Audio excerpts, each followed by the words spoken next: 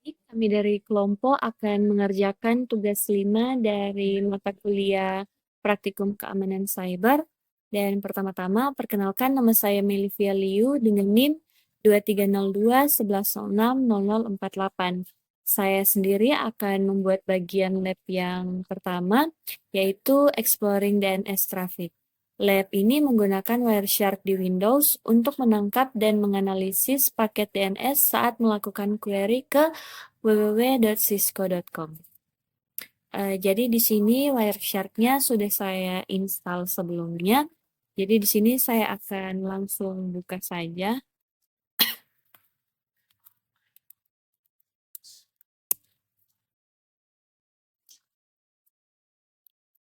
Setelah dibuka, kita di sini akan melihat interface yang aktif. Dan di sini saya akan pilih dalam hal ini interface WiFi yang terlihat punya traffic berjalan. Di sini kita buka saja.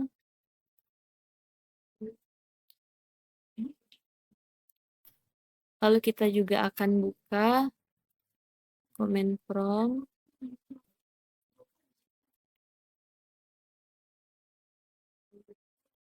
Ini kita jalankan dulu perintah ipconfig.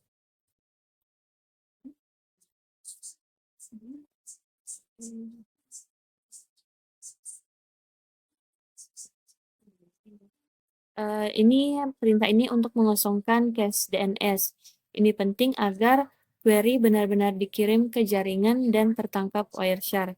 Sini setelah sudah sukses di sini, kita masuk ke mode interaktif NS lookup dengan mengetikkan perintah NS lookup.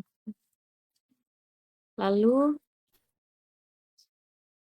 begitu masuk prompt ini lebih dari, kita ketikkan www.cisco.com. Lalu kita enter. Sini hasilnya menunjukkan DNS server yang digunakan adalah FE80 ini. Ini adalah alamat IP version 6 link lokal dari router. Nama servernya unknown di sini karena router tidak punya hostname yang terdaftar. Baik, di sini kita exit terlebih dahulu. Lalu kita balik ke Wireshark dan kita stop.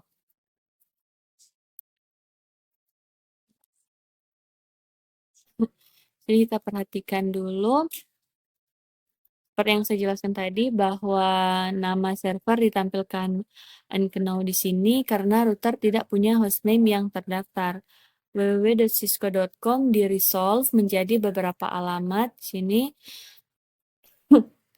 dengan IP akhirnya 23.200.60.112 melalui serangkaian alias mulai dari www.cisco.com.akdns.net dan hingga akhirnya ke paling akhir ini. Di sini telah kita exit, lalu selanjutnya kita masuk ke langkah selanjutnya, yaitu kita akan filter dan analisis paket query. Sini pada bagian filter di sini, kita akan masukkan filter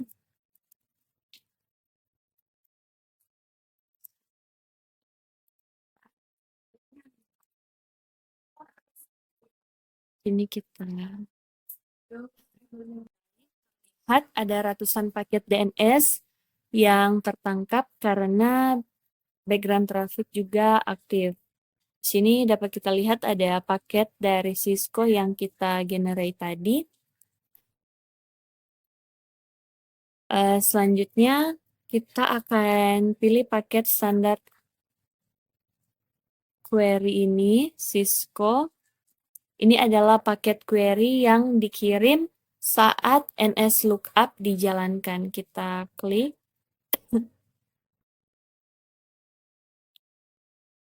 Lalu di sini kita lihat pada bagian Ethernet 2.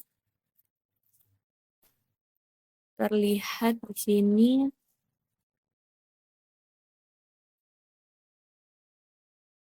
Source MAC-nya F4 sampai dengan A9 di sini.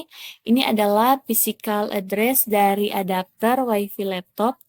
Ditampilkan di sini. Lalu selanjutnya kita lihat destination MAC-nya di sini 3C sampai dengan AF di sini. Ini adalah MAC address dari router atau default gateway.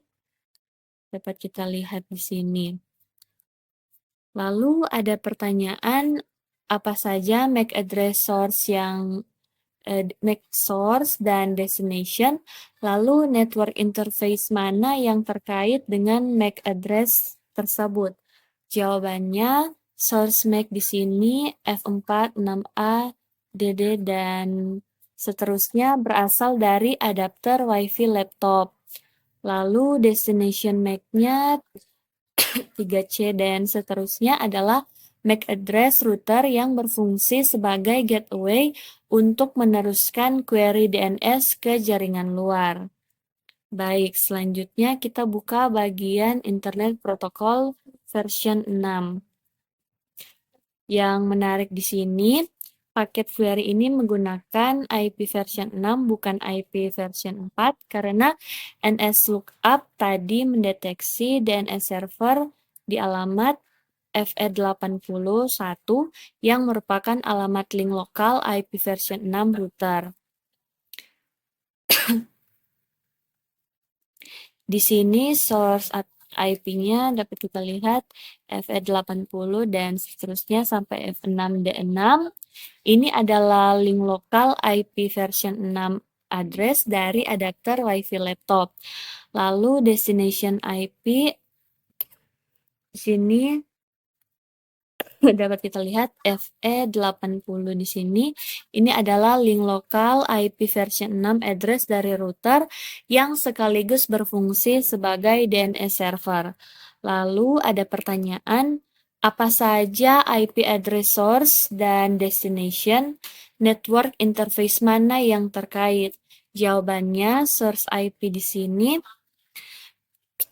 FE80 sampai F6D6 ini berasal dari interface WiFi laptop. Destination IP di sini FE80 ini adalah interface router yang berperan sebagai DNS server untuk jaringan lokal ini. Keduanya adalah alamat IP version 6 link lokal. Artinya komunikasi adalah alamat Jadi ini artinya komunikasi terjadi di dalam jaringan lokal saja sebelum router meneruskan query ke DNS eksternal. Baik, selanjutnya kita buka pada bagian user datagram protokol. Ini kita lihat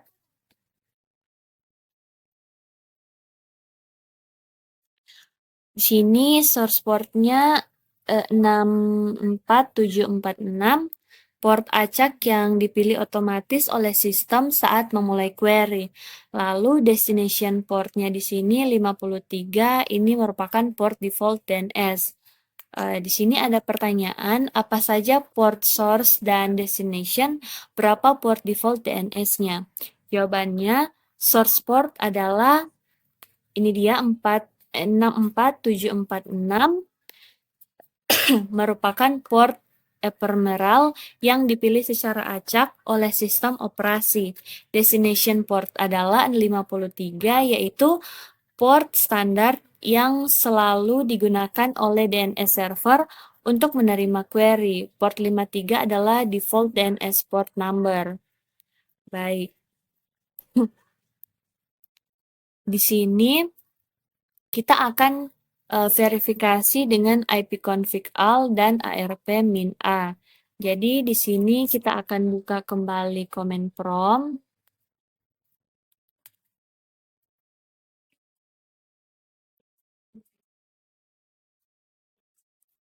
Lalu kita akan jalankan perintah ipconfig.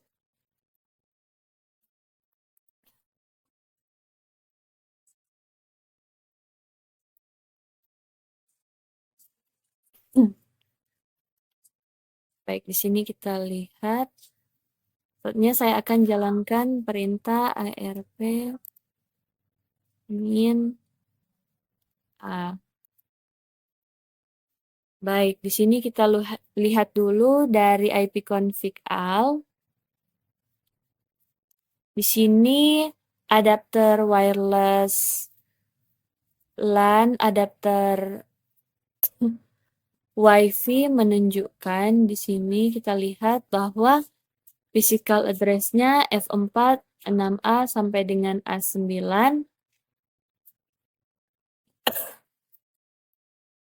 Lalu di sini link lokal IP version-nya FE80 sampai seterusnya di sini. Lalu selanjutnya IP version 4 address di sini 192 dan seterusnya. Lalu di sini ada default gateway di sini FE80 dan 192 dan seterusnya. Lalu DNS server di sini 192.168 dan FE80. Lalu dari ARP min A di sini dapat kita lihat yang ini merupakan entry dynamic-nya. Lalu di sini kita perhatikan lagi dengan MAC-nya 3C86 dan seterusnya sampai AF di sini, ini adalah router. Lalu ada pertanyaan di sini, bandingkan MAC dan IP di Wireshark dengan hasil ipconfig al. Apa observasinya? Jadi di sini kita balik lagi di sini.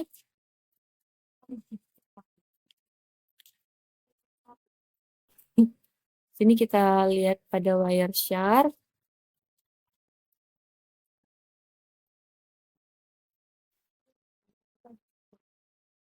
Ini data di Wireshark cocok sempurna dengan output ipconfig dan ARP. Source MAC di Wireshark F4, ini dia F4 6A DD415D A9. Kita lihat pada command prompt. Ini dia identik dengan physical address WiFi di ipconfig F4 6A DD 415D A9. Sama persis dengan yang ada di Wireshark-nya. Lalu source IP version 6. Sini dapat kita lihat FE80 dan seterusnya sampai F6 6D. Sini kita lihat, di sini dapat kita lihat identik dengan link lokal IP version 6 address yaitu FE80 sampai dengan F6D6. Lalu selanjutnya kita lihat destination MAC di Wireshark. Sini 3C8 ini dia 3C sampai dengan AF. Di sini kita buka command prompt. Kita buka bagian di sini. Jadi identik di sini dengan physical address gateway di ARP. Ini dia 3C86. Di sini kita lihat 3C86 A9A B1 dan seterusnya.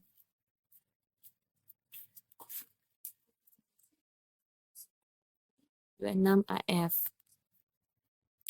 Ini membuktikan bahwa capture yang tertangkap memang berasal dari dan ditunjukkan ke perangkat yang benar. Baik, selanjutnya kita masuk pada bagian flags dan queries. Sini kita buka pada bagian domain name system, lalu kita expand pada bagian flags.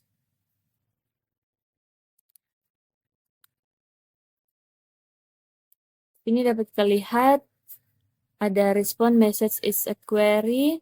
Ini adalah paket query, bukan response. Lalu ada opcode di sini standard query. Lalu di sini ada resource. Di sini laptop meminta DNS server untuk menyelesaikan query sampai dapat jawaban final, bukan hanya merujuk ke server lain. Lalu di sini dapat kita lihat selebihnya.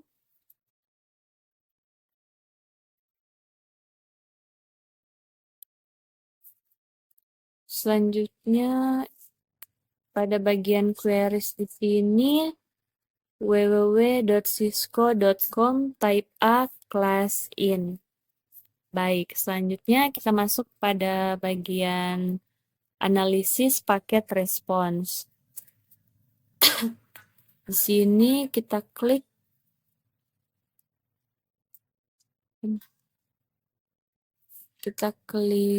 sebentar.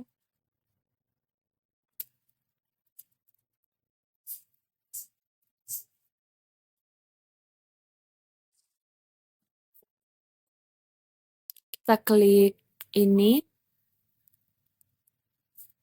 Ini kita klik paket respons yang berpasangan, ditandai dengan transaction ID yang sama, yaitu 0x0002. Ini dia 0x0002. Sini perbandingan alamat query version response. Di paket response ini semua alamat dapat kita lihat terswap dibanding paket query. Di sini dapat kita lihat source MAC-nya di sini 3C869A B126AF. Ini router, dan destination MAC-nya F4 6A DD41 5D A9. Ini laptop. Lalu di sini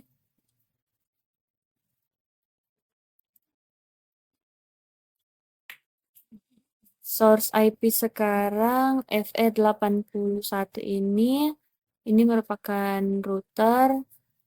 Lalu destination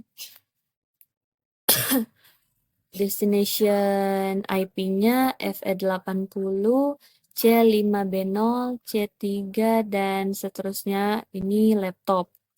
Lalu source port sekarang 53, destination portnya 64746.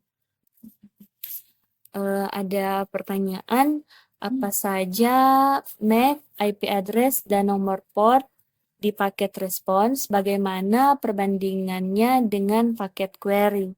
Source dan destination di paket respons sepenuhnya terswap dibanding paket query. Router yang tadinya menjadi destination kini menjadi source, dan laptop yang tadinya menjadi source kini menjadi destination. Ini karena respons dikirim balik oleh DNS server ke laptop.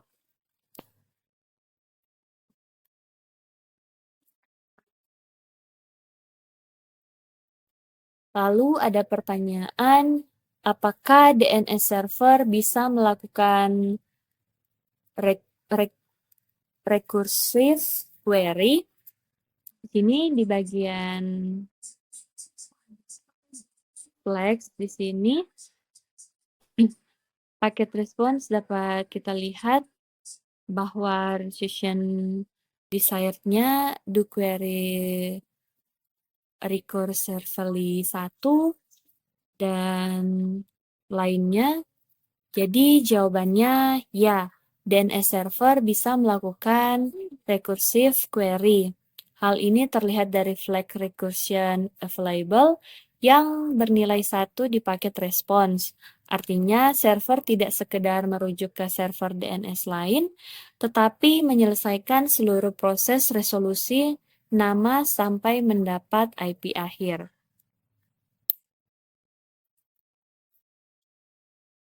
Baik, kita masuk pada bagian selanjutnya. Kita akan expand pada bagian answer di sini. Dan di bagian answer ini kita dapat melihat ada 5 record. Ada www.cisco.com, chain, lalu ada www.cisco.com, akdns.net, lalu kedua ada www.cisco.com.akdns, chain www.cisco.com.hknet, dan seterusnya sampai akhir. Lalu di sini ada pertanyaan, bandingkan chain dan record di answer dengan hasil NS lookup. Bagaimana perbandingannya? Sini dapat kita lihat hasil Wireshark.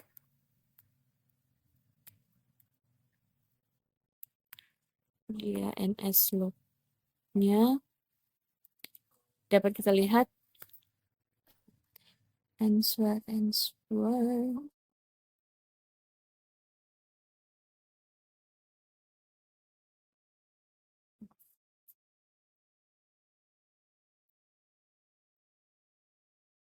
Baik.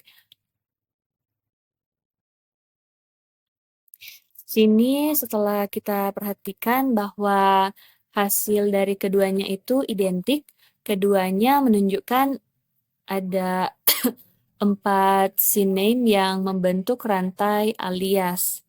Diakhiri satu record A dengan IP 23.200.60.112. Di sini juga 23.200.60.112. Cisco menggunakan layanan Akamai CDN untuk mendistribusikan servernya secara global. Itulah mengapa ada banyak chain name sebelum sampai ke IP akhir.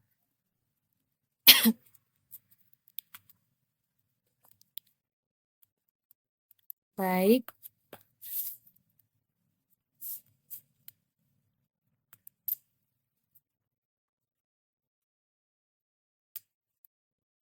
Kita masuk pada refleksi di sini, reflection. Yang pertama, apa yang bisa dipelajari tanpa filter di sini? Jadi di sini kita buka Wireshark, kita hapus dulu filternya.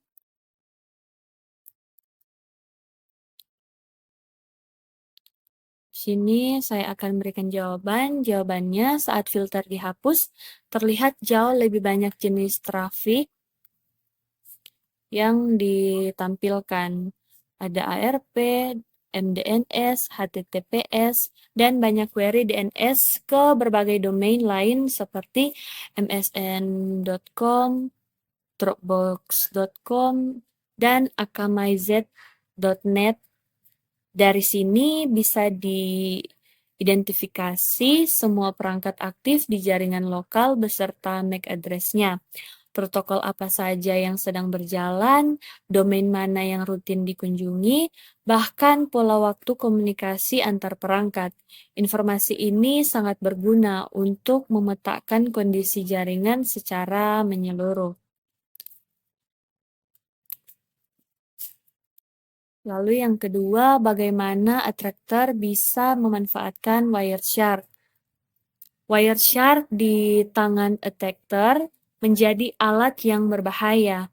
Pada jaringan yang tidak terenkripsi seperti HTTP, attacker bisa langsung membaca kredensial login, isi form, bahkan data sensitif yang dikirimkan.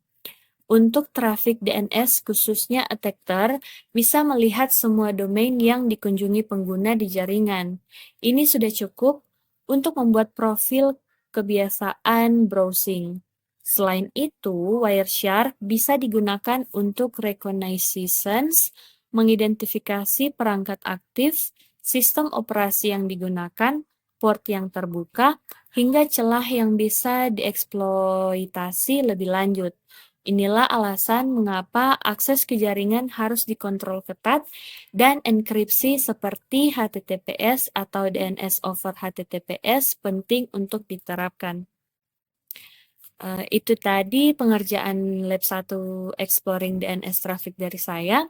Dari lab ini terlihat bagaimana suatu query DNS sederhana membawa informasi lengkap mulai dari MAC address, IP address, port, hingga isi data CAT. Baik, itu tadi adalah pengerjaan lab 1 exploring DNS traffic dari saya. Dari lab ini terlihat bagaimana sebuah query DNS sederhana membawa informasi lengkap mulai dari MAC address, IP address, port, hingga isi data DNS itu sendiri. Semua informasi ini bisa ditangkap dan dibaca dengan Wireshark, menjadikannya alat yang kuat sekaligus potensi ancaman jika disalahgunakan. Baik, selanjutnya akan dilanjutkan oleh teman saya. Oke, selanjutnya kita masuk ke lab 2. Namun sebelum itu perkenalkan, nama saya Andrew Everaniel Tondang dengan NIM 2302110600077. Pada lab kali ini kita akan membahas tentang serangan terhadap database MySQL. Tujuan lab ini adalah untuk menganalisis file PCIP dari serangan masa lalu yang menargetkan sebuah database SQL. Serangan SQL injection ini berbahaya karena memungkinkan peretas memasukkan pernyataan SQL berbahaya di situs web untuk membobol database. Akibatnya, penyerang bisa memanipulasi data, memalsukan identitas, dan melakukan tindakan merugikan lainnya. Di langkah pertama, kita akan membuka file PCIP di Wireshark. Dengan cara kita mengulik application, CyberOp, buka Wireshark. Kita akan menggunakan Wireshark, sebuah penganalisis paket jaringan untuk melihat langkah demi langkah serangan SQL injection ini. Pertama, kita masuk ke aplikasinya dan kemudian kita klik file, open, kemudian kita navigasikan ke folder lab support file. Coba mana ya?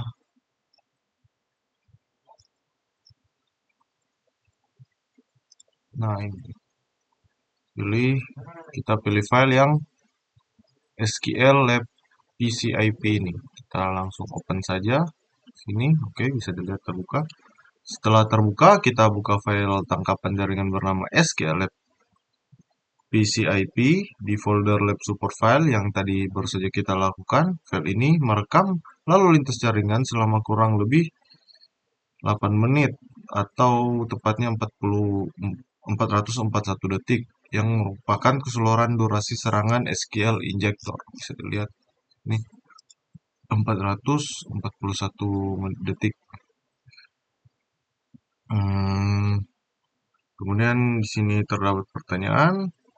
Ada dua alamat IP yang terlihat dalam serangan ini. Bisa kita lihat langsung ke layar kolom source dan destination.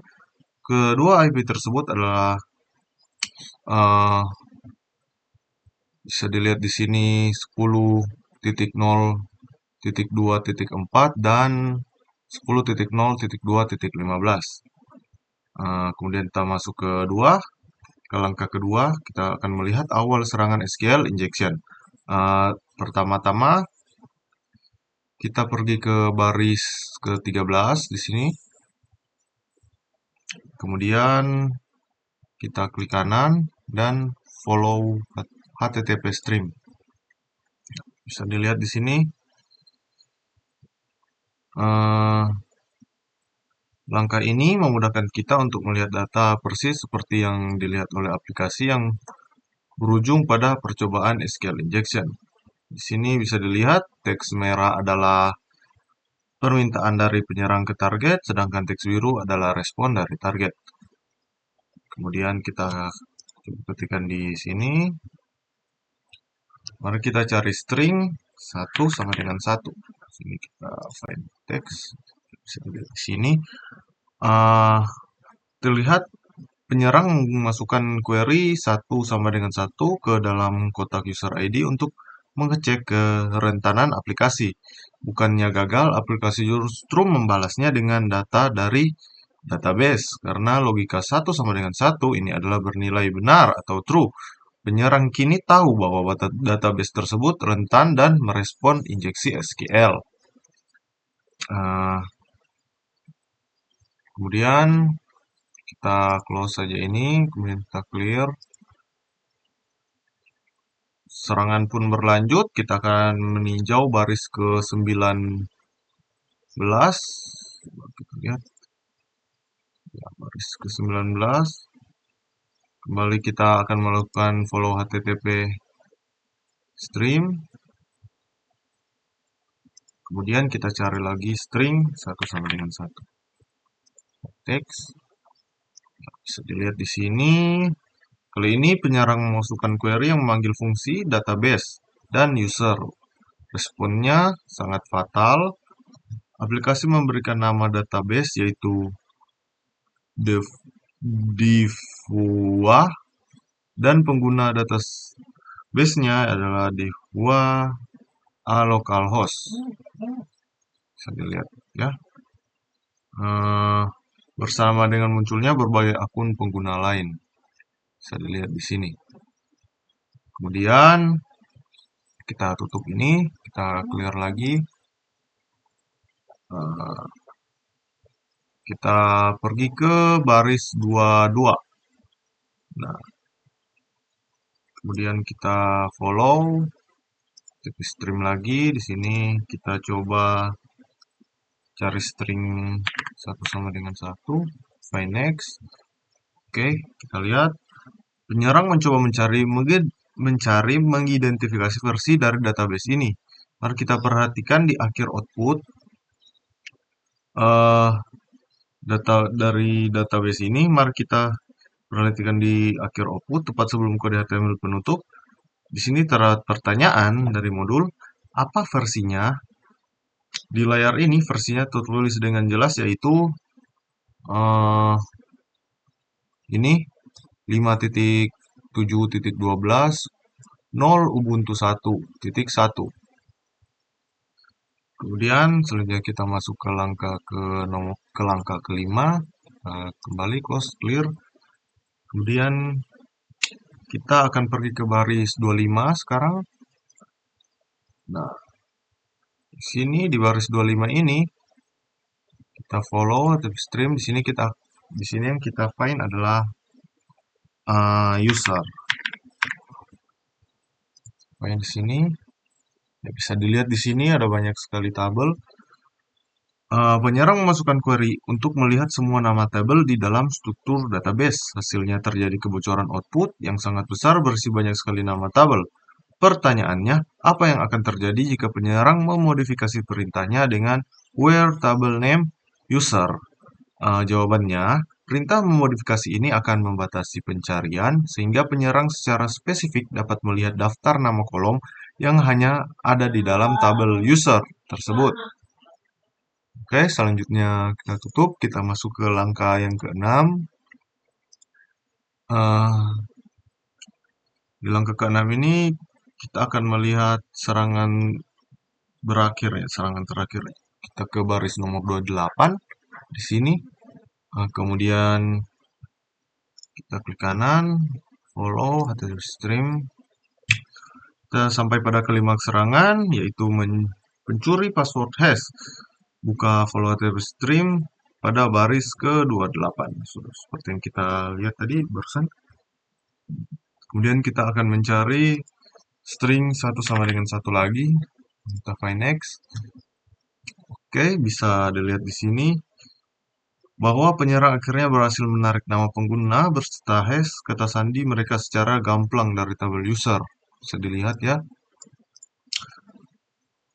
Kita kemudian di sini ada pertanyaan, pengguna mana yang memiliki hash kata sandi 8D, 35, 33D, 75AE dan seterusnya. Di sini 8D 35 bisa dilihat ini. Ya ini. Sini oke, bisa dilihat di sini first name-nya adalah 1337. Kemudian di sini kita akan membuka browser pembantu yaitu CrackStation dan memasukkan hash tersebut. Kita langsung coba.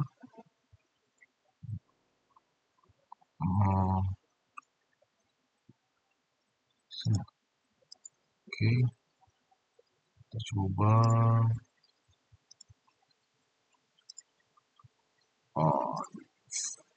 Sini centang.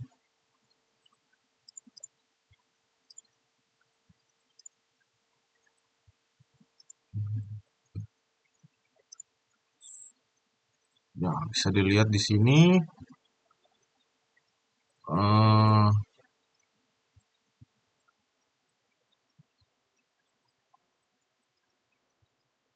Jika kita memasukkan hash ini ke dalam situs pemecah hash seperti CrackStation, apa eks- maka plain text atau kata sandi aslinya? Di sini jawabannya adalah ini, adalah Charlie. Oke. Selanjutnya kita masuk ke penghujung, ke penutup. Sebagai penutup lab ini, kita memiliki dua pertanyaan refleksi. Yang pertama, apa risiko memiliki platform yang menggunakan bahasa SQL? Jawabannya, platform tersebut berisiko terkena serangan manipulasi seperti SQL injection ini. Jika input pengguna tidak difilter, penyerang bisa mengambil ahli database, merusak data hingga mengekstrak informasi rahasia pribadi. Kemudian yang pertanyaan kedua, sebutkan dua metode untuk mencegah serangan SQL injection. Jadi jawabannya adalah langkah pertama adalah menggunakan prepare statement atau query terparameter sehingga input tidak dieksekusi sebagai kode. Langkah kedua adalah menerapkan validasi dan sanitasi input, yaitu membersihkan input pengguna dari karakter-karakter atau sintak SQL yang berbahaya. Sekian penyelesaian untuk lab Attacking MySQL Database. Terima kasih. Selanjutnya akan dilanjutkan oleh teman saya. Perkenalkan, nama saya Vergino Maindoka dengan NIM 230211060074. Saat ini saya akan membawakan tugas 5 dari kelompok praktikum keamanan cyber, yaitu Lab 3, Reading Server Logs. Lab ini akan mengeksplorasi cara membaca dan menganalisis file log di sistem berbasis Linux. Praktikum ini terbagi menjadi 3 bagian utama. Bagian yang pertama membahas tools dasar untuk membaca isi file log, yaitu get, more, dan less. Bagian yang kedua mengenalkan sistem syslog yang menjadi standar pencatatan log tradisional di Linux. Bagian ketiga membahas jurnal.ctl, sistem manajemen log modern yang berjalan di atas sistem D. Untuk background dan skenario, file log adalah catatan peristiwa yang dihasilkan oleh aplikasi, layanan, atau sistem operasi itu sendiri. File-file ini menjadi sumber informasi yang sangat berharga untuk berbagai keperluan, mulai dari troubleshooting, masalah teknis, memantau kondisi sistem, hingga menyelidiki insiden keamanan. Setiap aplikasi menghasilkan file log dengan struktur dan kolom yang bisa berbeda-beda. Tetapi, tools yang digunakan untuk membaca isinya sebagian besar sama.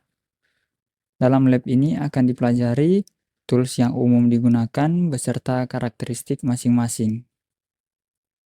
Untuk required resources-nya, praktikum ini membutuhkan dua hal. Yang pertama, CyberOps Workstation Virtual Machine, dan yang kedua adalah koneksi internet. Langsung saja kita masuk ke bagian yang pertama, membaca file log dengan cat, more, less, dan tail. File log umumnya disimpan dalam format teks biasa, sehingga praktis bisa dibuka dengan program apapun yang mampu menampilkan teks. Namun, karena alasan kemudahan, kecepatan, dan kepraktisan, beberapa tools tertentu lebih sering digunakan dibanding yang lain. 4 tools yang akan dibahas adalah cat, more, less, dan tail. Tools yang pertama adalah cat, singkatan dari concatenate.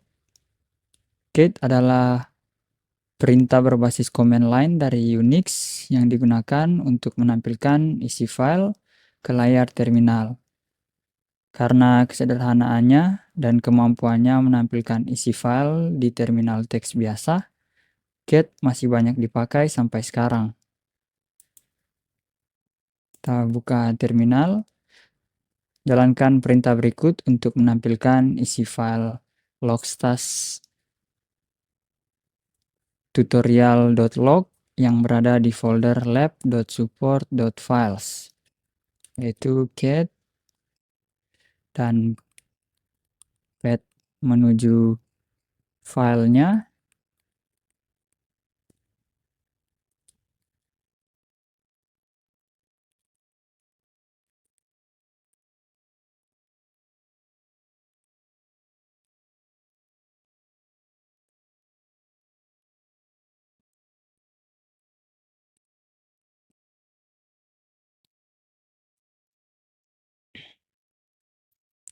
Isi file akan scroll melewati layar terminal sampai seluruh isinya selesai ditampilkan.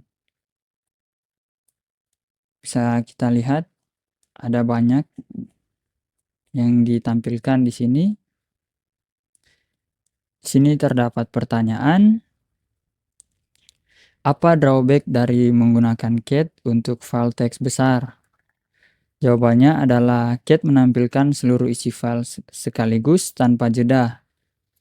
Untuk file berukuran besar, baris-baris awal akan langsung hilang dari layar karena tergeser oleh baris-baris berikutnya. Tidak ada kontrol untuk berhenti di halaman tertentu atau melakukan pencarian, sehingga tidak praktis ketika harus menelusuri isi file secara detail. Tool kedua yang juga populer adalah more. Mirip dengan cat, more adalah tool berbasis command line Unix yang menampilkan isi file teks ke layar. Perbedaan utamanya, more mendukung page break. Pengguna bisa melihat isi file satu halaman dalam satu waktu. Kita coba. Sini more.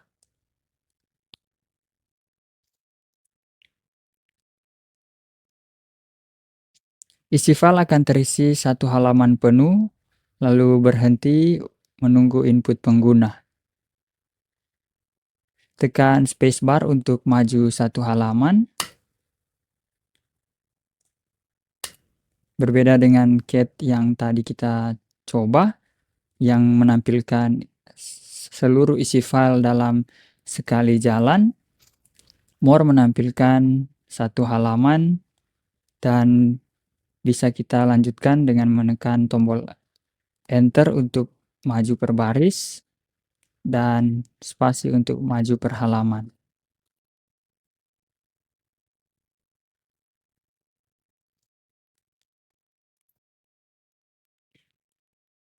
Di sini ada pertanyaan, apa drawback dari menggunakan more?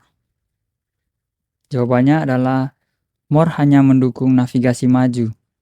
Begitu suatu halaman sudah dilewati, tidak ada cara untuk kembali ke halaman sebelumnya tanpa mengulang dari awal file. Hal ini menyulitkan saat perlu membandingkan isi di bagian atas dan bawah file. Kita hanya bisa scroll ke atas untuk kembali, tidak ada cara yang disediakan untuk kembali ke atas seperti cara kita melanjutkan ke bawah.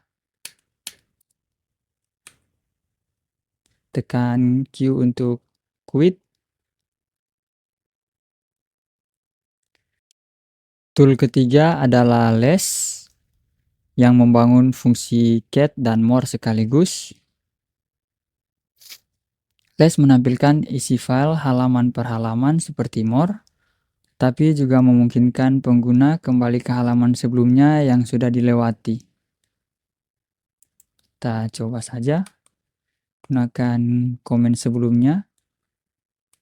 Tinggal kita ubah more jadi less untuk mempercepat progres. Enter.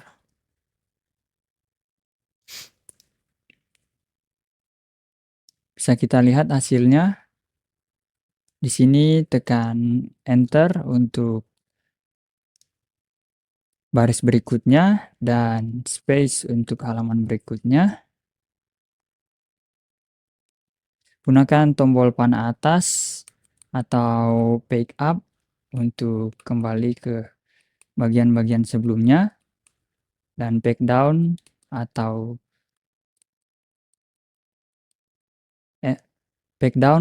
spasi untuk ke bagian selanjutnya.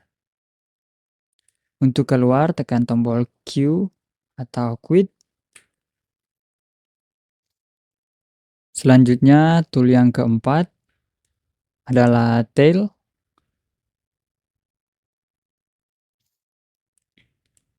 Berbeda dengan 3 tools sebelumnya yang menampilkan keseluruhan isi file, tail hanya menampilkan bagian akhir.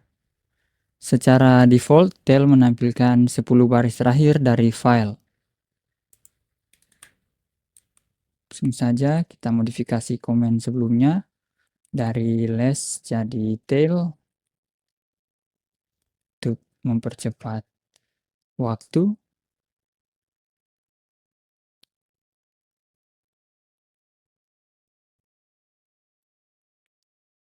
Sepuluh baris ditampilkan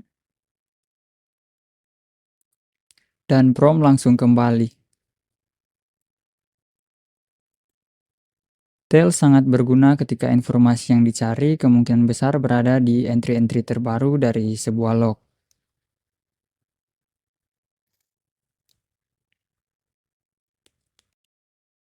Selanjutnya, mengikuti log secara real-time dengan tail minf.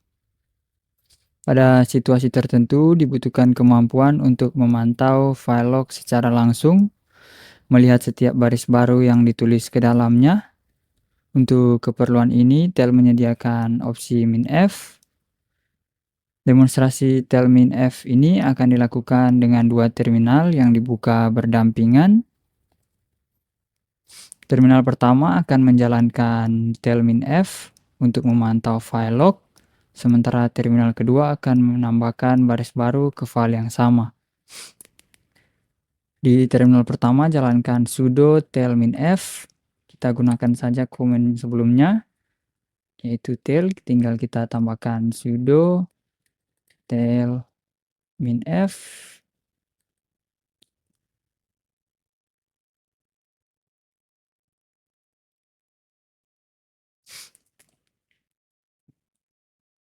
Di sini 10 baris terakhir muncul, tapi kursor tetap menunggu, tidak kembali ke prompt seperti tail biasa. Ini menandakan tail minf sedang aktif memantau file. Selanjutnya kita pindah ke terminal yang kedua. Lalu tambahkan baris baru ke file yang sama dengan perintah echo. Kita gunakan sesuai yang ada di dokumen, echo this is a new entry to the monitor log file. Ke arah lab support files logstas tutorial.log.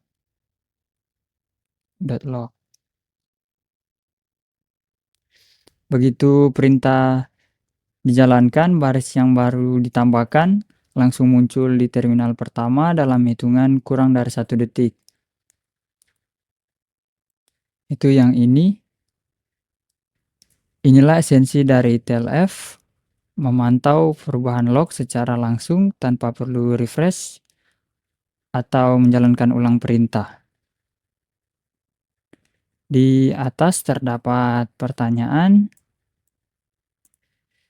Pertanyaannya, apa perbedaan output antara tail dan tail minf?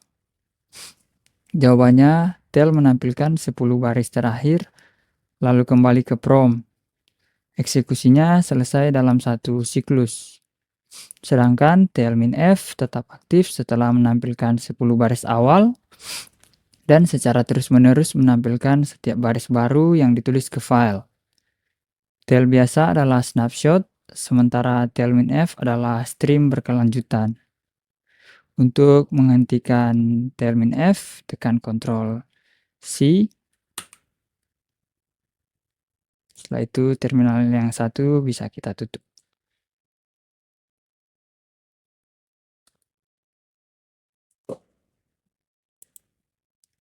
Selanjutnya log files dan syslog. Karena pentingnya informasi yang terkandung di dalam log, banyak organisasi memilih untuk mengumpulkan file log dari berbagai perangkat di satu server pusat untuk memudahkan pemantauan. Sistem yang dirancang untuk memungkinkan perangkat mengirim log ke server terpusat dikenal sebagai syslog. Klien dan server berkomunikasi menggunakan protokol syslog. Sistem ini umum dipakai dan didukung oleh hampir semua platform komputer. CyberOps Workstation Virtual Machine menghasilkan log tingkat sistem operasi dan menyerahkannya kepada layanan syslog untuk dicatat. Untuk menampilkan isi file syslog 1, yaitu file yang menyimpan log yang dihasilkan oleh sistem operasi VM dan dikirim ke layanan syslog, jalankan perintah berikut, yaitu sudo cat /var/log/syslog 1.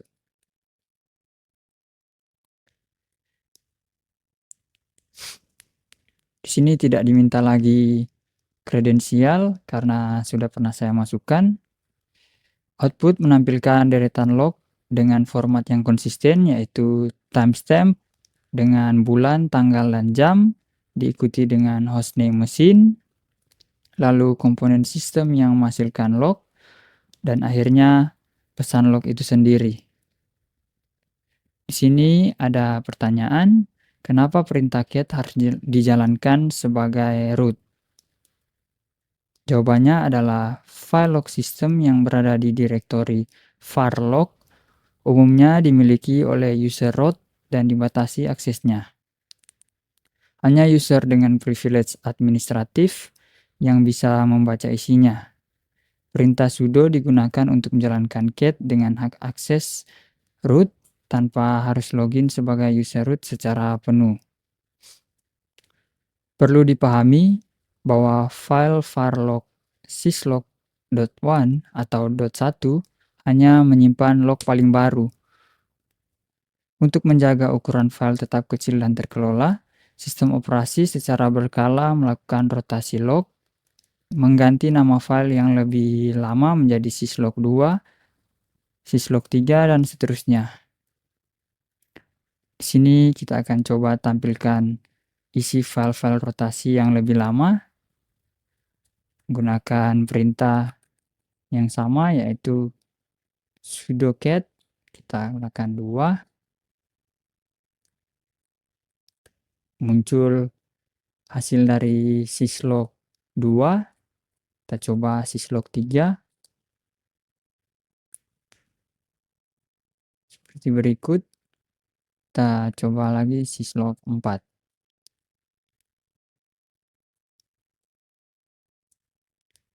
Setiap file berisi rentang log yang berbeda berdasarkan waktu kapan rotasi terjadi. File dengan nomor yang lebih besar berarti log yang lebih lama. Di sini terdapat pertanyaan, kenapa penting menjaga waktu dan tanggal di komputer tetap tersinkronisasi dengan benar?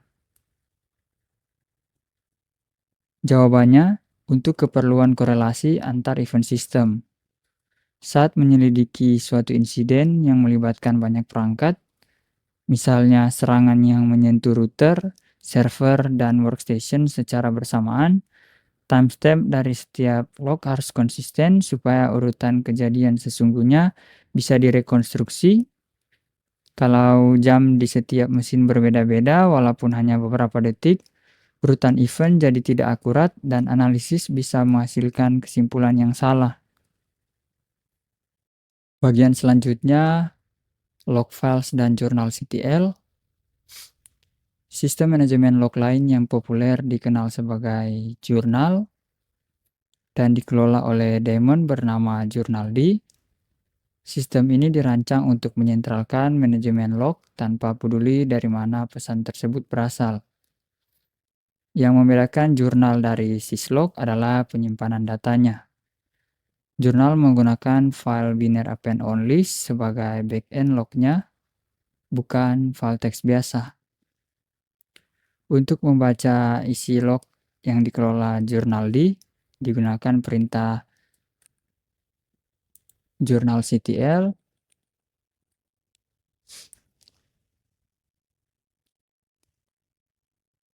Tool ini berperan sebagai interpreter yang membaca file binary jurnal dan menampilkannya dalam format yang bisa dibaca pengguna. Output ditampilkan dalam mode pager dan gunakan space untuk scroll halaman.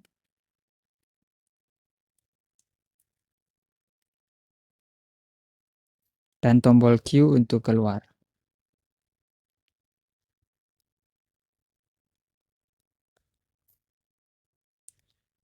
Kekuatan utama jurnal.ctl terletak pada opsi-opsinya yang memungkinkan filter dan query yang fleksibel. Beberapa opsi yang sering digunakan akan didemonstrasikan satu persatu di bawah ini. Yang pertama, untuk menampilkan semua timestamp dalam zona UTC, gunakan opsi min UTC, itu sudo jurnal.ctl min UTC, masukkan kredensial,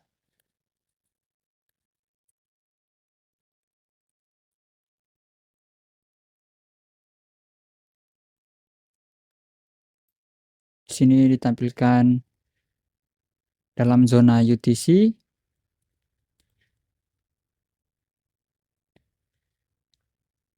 Tekan Q untuk quit. Selanjutnya, untuk membatasi tampilan hanya pada log yang dihasilkan sejak boot terakhir, gunakan opsi min B.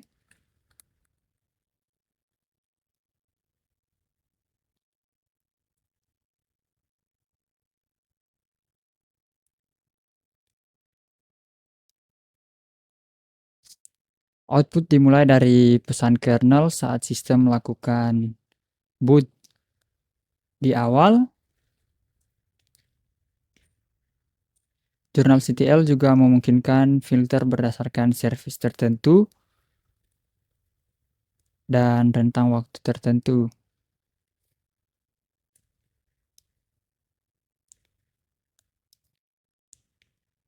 Output dimulai dari pesan kernel saat sistem melakukan boot. Tekan Q untuk quit. Jurnal.ctl juga menggunakan Jurnal CTL memungkinkan filter berdasarkan servis tertentu dan rentang waktu. Berikut perintah untuk menampilkan log service Nginx hari ini. Sudo min u nginx.service min since today. Di sini tidak terdapat entry apapun dengan tanda no entries, yang berarti service Nginx tidak digunakan sama sekali hari ini.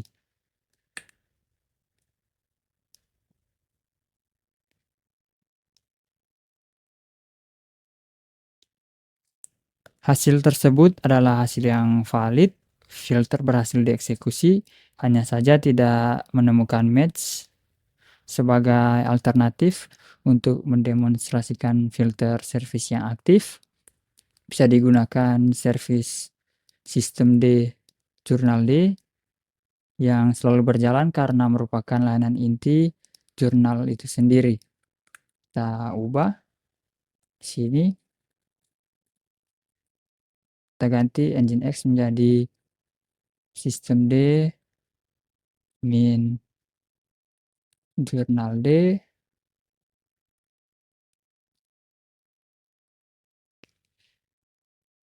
Outputnya menampilkan aktivitas jurnal D sepanjang hari. Bisa kita lihat di sini.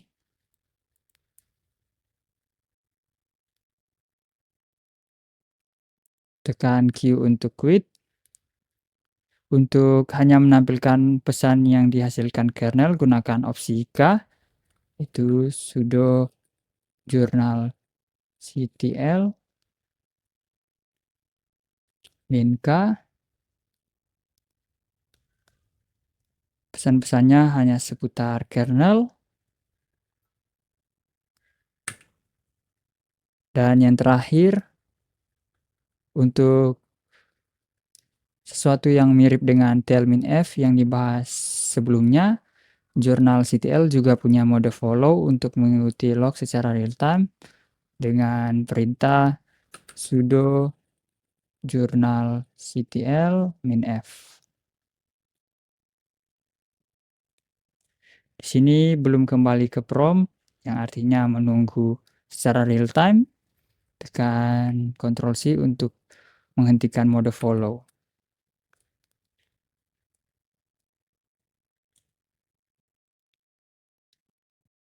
Selanjutnya bagian refleksi. Terdapat pertanyaan, bandingkan syslog dan jurnal D. Apa kelebihan dan kekurangan masing-masing? Jawabannya, syslog menyimpan log dalam format teks biasa. Kelebihannya, file log bisa dibaca dengan tool teks apapun seperti cat, less, grep, atau text editor. Kompatibel sangat luas dengan hampir semua sistem Linux dan Unix, serta mudah dipindahkan, diarsipkan, atau dikirim antar mesin. Kekurangannya, format teks tidak menyediakan struktur metadata yang konsisten. Untuk query yang spesifik, misalnya mencari semua log dari service tertentu dalam rentang waktu tertentu, dibutuhkan kombinasi grep, awk, atau skrip tambahan. Untuk jurnal D menyimpan log dalam format binary terstruktur. Kelebihannya, jurnal CTL menyediakan query yang jauh lebih kaya, yaitu filter berdasarkan service, rentang waktu, level prioritas, hingga kombinasi semuanya bisa dilakukan dengan satu perintah. Setiap entry log dilengkapi metadata yang lengkap, dan integrasinya dengan sistem D memudahkan pengelolaan log per service. Kekurangannya, file binary tidak bisa dibaca langsung dengan tool teks biasa, harus selalu melalui jurnal CTL. Format ini lebih sulit untuk pertukaran antar sistem yang berbeda, serta keterbatasan kompatibilitas pada sistem yang tidak menggunakan sistem D. Kedua sistem memiliki tempatnya masing-masing. Banyak sistem modern menjalankan keduanya secara bersamaan untuk memanfaatkan kelebihan masing-masing. Sebagai penutup, lab ini telah membahas 4 tools dasar untuk membaca file log, mendemonstrasikan sistem syslog yang lama dan stabil, serta jurnal CTL sebagai sistem jurnal modern yang terstruktur. Kemampuan membaca dan memahami isi log merupakan keterampilan fundamental dalam keamanan cyber, baik untuk pekerjaan troubleshooting sehari-hari maupun untuk investigasi insiden yang lebih kompleks.